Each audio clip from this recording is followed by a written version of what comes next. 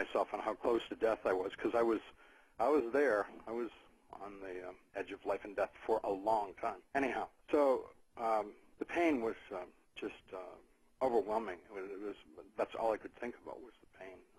And the pain went from the worst pain I'd ever experienced in my life to 10 times, 20 times, 50 times, 100 times worse, because what was happening was the hydrochloric acid and the digestive juices were migrating throughout my abdominal cavity, digesting me, and it felt like being on fire inside. When nurse came in and said they were unable to find a doctor and they were trying to get one the next day, I figured it was time to stop my heroic battle to stay alive and let go to annihilation. And I was an atheist. I had been an atheist for my entire adult life, and I had not prayed. I hadn't even given any thought to God or life after death or anything like that. Those were not part of my reality. I considered myself a very sort of scientific, reality, hardcore, rational person. I didn't believe in fairies. I didn't believe in Sleeping Beauty. I didn't believe in the Tooth Fairy. I didn't believe in Santa Claus. And I didn't believe in Jesus. And I didn't believe in God. And I didn't believe in angels. And I didn't believe in a devil. And I didn't believe in heaven. I didn't believe in hell. All that stuff was just silly. And all of my friends at the university that I hung out with also thought all that stuff was silly. So when I thought of death, I thought, when you die, you die. End of story. There isn't anything else, you know. And like, if you can't hack it and want to believe in fairy tales, you can. But you know, I didn't. So that was my state of mind, and I welcomed death to overtake me, and I went unconscious. And I don't know how long I was unconscious, not very long, probably. And I was wide awake, standing next to the bed, felt physically not only intact, but more sensitive, according to my senses, than I'd ever felt in my entire life, which I thought was really strange. And although I was acutely aware of my situation, my stomach didn't really hurt. I knew that I had to have surgery and that I was in a hospital and I was waiting for a surgeon, but it was very confusing, and I was unable to communicate with my wife or the other man in the room that I was occupying. Getting very agitated, and people started calling me from outside the door, "Hurry, come with us." So I asked them if they were there to take me to my surgery, and they said they knew all about me. They'd been waiting for me a long time, etc. So they took me on a long journey. What began as the hall, but eventually just became undefined space, into darkness. And we became, of course, extremely afraid of these people. And they turned on me and tormented me, biting, scratching, tearing, and then doing everything that they could to degrade me and humiliate me.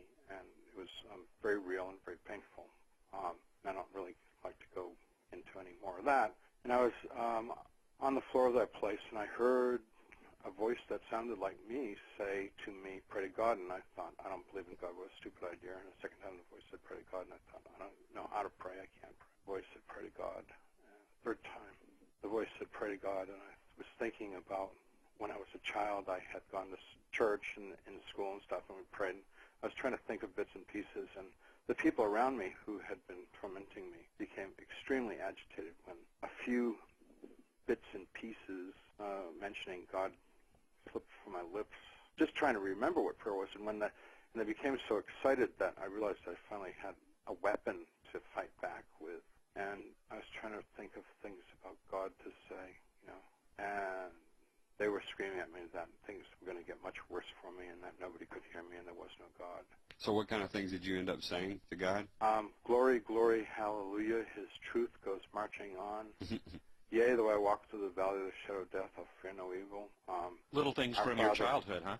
Yeah, just little bits and pieces. Anything that you could think of that had any kind of religious connotation at all, you just started saying? Mm-hmm. And the more they hated it, the more I liked it. Right. Because, I mean, it was a way to get back, you know, a way to fight back. And they left me alone in that place for unimaginable, unaccountable amount of time, and I thought about my life and became very, very discouraged and felt that the situation that I was in was only going to go worse, that I was stuck in this total darkness with these horrible people, and they had promised it was going to get worse, and I was convinced that they were right, that it was going to get worse. And in my desperation, my mind conjured up an image of myself as a little boy in Sunday school, and really believing in what they were teaching me in Sunday school, particularly singing Jesus Loves Me. And I just was overwhelmed with a memory of the faith that I had as a child in this sort of like kind of comic book superhero Jesus figure, and in desperation, I wanted to believe that that might be true, although I didn't know if it were true or not. So I yelled out, "Jesus, please save me!" And he came. To my utter astonishment, he came to me, a man bathed in glorious light, and he touched me and healed me and picked me up and embraced me and carried me out of that place and took me. We were moving towards a world of light, and I felt like such a piece of scum that I really didn't want to go any further towards the light. And so he honored that, and we stopped. And he brought other beings similar, not the same as him, but similar to him around him, which I refer to as angels. And we went over my life together in chronological order, and then after we did that, they asked me if I had any questions, so I asked them everything that I could think of at that time to ask, and they answered everything simply and carefully, and then they gave me the bad news that I had to come back to this world because I really wanted to go on to heaven, which is the fun park of the universe, and they said that that wasn't really an option at that time, and I had to come back here and try and do this thing, this world, this life thing, better than I've done it in the past. So I got sent back, and immediately when I came back, it was now 10 o'clock at night, and a nurse came in and said that there was a surgeon available to do the surgery, so I had the surgery and had a recovery with lots more visits from the angels and a few more visits with Jesus, and I tried to change my life 180 degrees from the way it had been to the way it's going. So that's my story. Wow. Wow.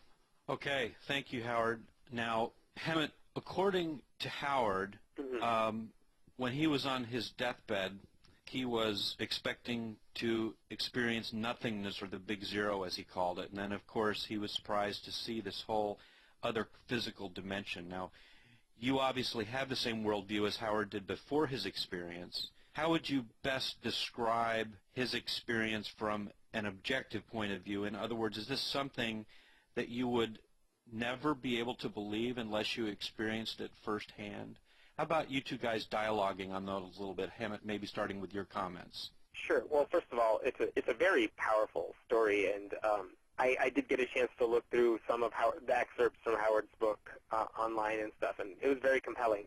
One of the things, before I read up on Howard's story and what he was going to talk about, I actually looked up just the idea of near-death experiences, because I don't have a lot of experience or not a lot of knowledge about that in general. And one thing I found was, it turns out that if you look at just the whole idea of near-death experiences that happen in the U.S., in the Western world, you get a lot of similar things from all the different stories that you hear. And this isn't getting into whether it's true or not. It's just, in general, these were the common features that you saw. You saw an out-of-body experience, traveling through a tunnel or darkness of some sort and encountering light, meeting others. There was a life review where actions are judged, seeing some sort of different landscape. And I think Howard mentioned, not right now, but in his book, about seeing all these colors he had never seen before. Right.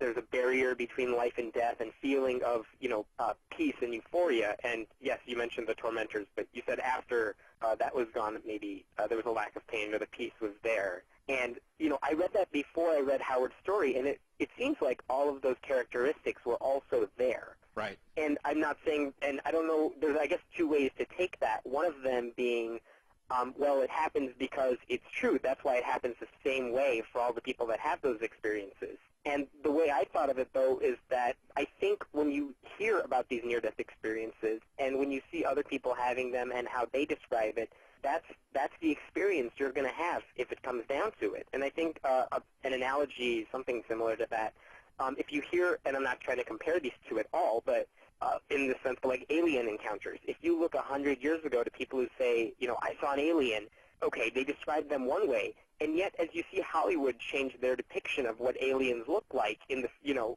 from being, looking one way to looking at these green people with big black eyes and big heads, nowadays when you hear people describing aliens, that's what they look like. It's just, you hear descriptions of these things and you internalize it. And that's one of the first things I thought of when I heard this story. Sure. Let's